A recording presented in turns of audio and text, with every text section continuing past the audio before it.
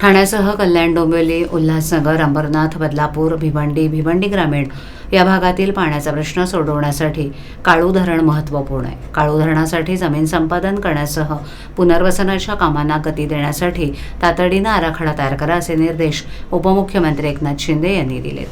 मंत्रालयात या संदर्भात झालेल्या बैठकीत जलसंपदा मंत्री गिरीश महाजन, उपमुख्यमंत्र्यांचे अप्पर मुख्य सचिव असीम गुप्ता, जलसंपदा विभागाचे अप्पर मुख्य सचिव दीपक कपूर, वन विभागाचे अप्पर मुख्य सचिव मिलिंद म्हैसकर, जलसंपदा विभागाचे प्रकल्प समन्वयक सचिव संजय बेलसरे, ठाणे जिल्हाधिकारी अशोक शिनगारे, जलसंपदा विभागाचे कार्यकारी संचालक अतुल कपोले इत्यादी अधिकारी यावेळेला उपस्थित होते.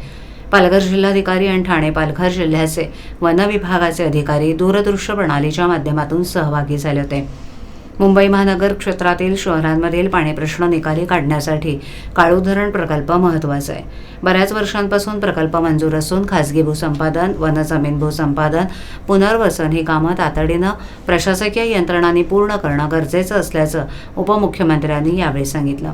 काळू प्रकल्पाकरता बाधित होणाऱ्या वनजमिनींच्या मोबदल्यात पर्यायी वनीकरण करण्यासाठी पालघर जिल्ह्यात उपलब्ध जमिनीची माहिती पालघर जिल्हाधिकाऱ्यांनी कळवण्याचे आदेश यावेळेला मुख्यमंत्र्यांनी दिले.